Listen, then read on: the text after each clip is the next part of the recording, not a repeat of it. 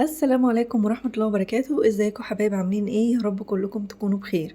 النهارده بقى هنعمل أكلة جميلة كده، وهي محشي الكوسة المشوي في الفرن، وكمان صدور الدجاج المشوية بالعسل الأسود والتوابل. أول حاجة بقى هنصلي على النبي كده، اللهم صل وسلم وبارك على سيدنا محمد عليه أفضل الصلاة والسلام. أنا معايا هنا الطاجن ده أو طبق أي حاجة عندك يعني، وضيفي فيها معلقتين خل أو 3 معالق خل كده، وعليهم معلقة بابريكا ومعلقة توم باودر ومعلقة بصل باودر، وبرضو على حسب كمية الصدور اللي معاكي. انا بحط معلقة صغيرة، وملح، وكمان حبة زعتر،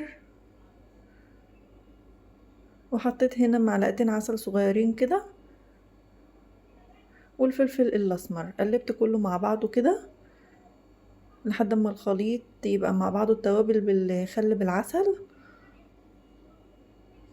والخليط بيبقى يعني لزج كده، ما هوش خفيف.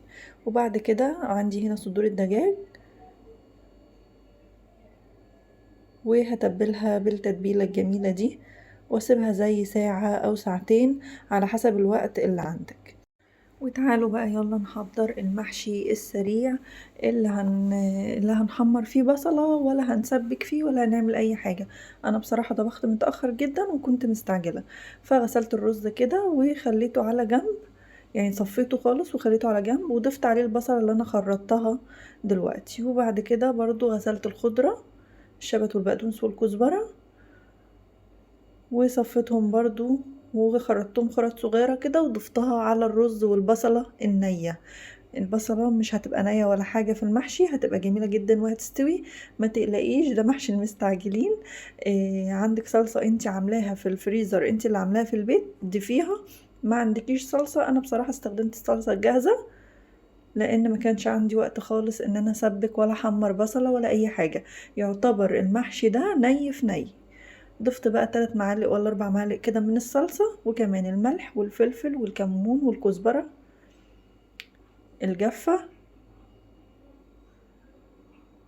وهقلب كله في بعضه، واضيف كمان حبة زيت عشان يبقى الرز مفلفل كده في قلب الكوسة.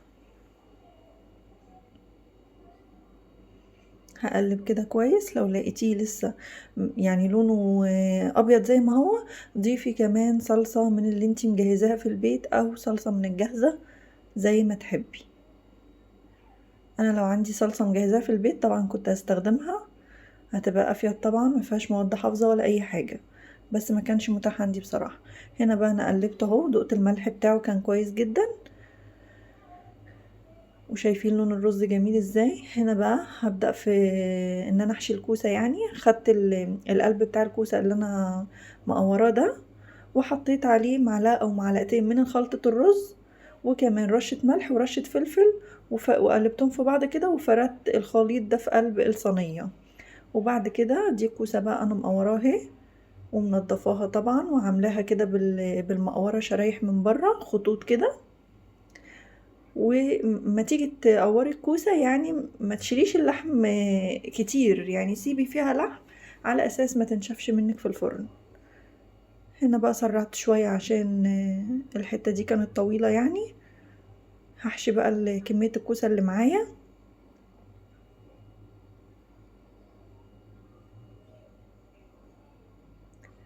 لحد ما اخلص كده. انا عملت الصينيتين دول، وضفت الشوربه، شوربه فراخ بقى، عندك شوربه انت عيناها او ميه بمرق او بصله اللي انت عايزاه، لحد نص الكوسايه، وعلى فرن سخن على ارضيه الفرن على درجه حراره 200 لحد ما تغلي. وبعد كده هدي النار عليها عشان تستوي، وهي في قلب الفرن تقلبي الكوسايه بعد ربع ساعه، تقلبيها على الناحيه التانية بعد ربع ساعه عشان تستوي من الجنب اللي فوق اللي هو معلوش شوربه.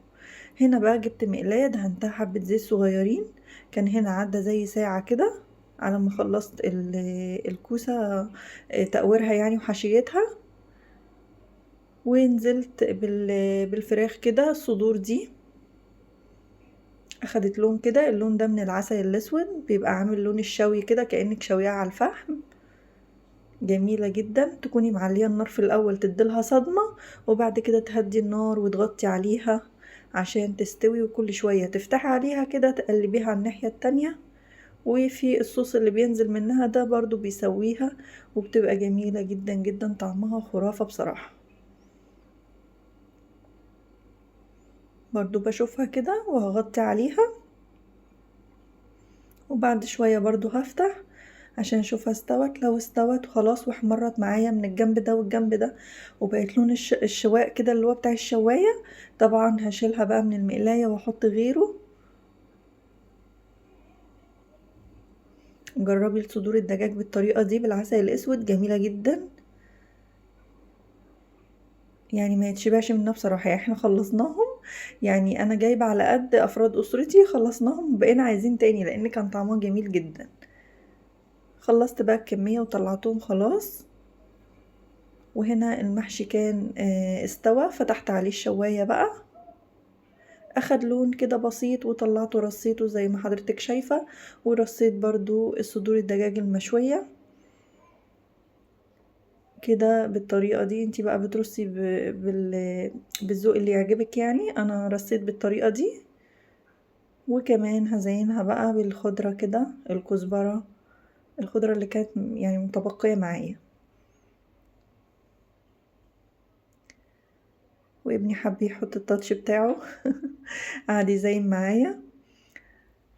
الطعم بصراحة كان جميل جدا جدا، والكوسة برضو كانت خطيرة. الاكل ده كان صحي وجميل، مفهوش دهون كتير، محطتش حتى فيه زبدة ولا اي حاجة، كله خفيف في خفيف بزيوت خفيفة كده، وعلى الفرن مشويين، والفراخ مشوية فوق البوتاجاز، وكانت حاجة جميلة جدا جدا. لو وصلت لحد هنا بقى وعجبك الفيديو، ياريت ما تنسيش الاشتراك وتفعلي زر الجرس واللايك كمان عشان يوصلك كل جديد. جربيه بالطريقة دي هتعجبك جدا، اكل صحي وجميل، وكمان المحشي كان ني في ني. انا كده خلصت الوصفة بتاعتي النهاردة، اشوفكم في وصفة جديدة، والسلام عليكم ورحمة الله وبركاته.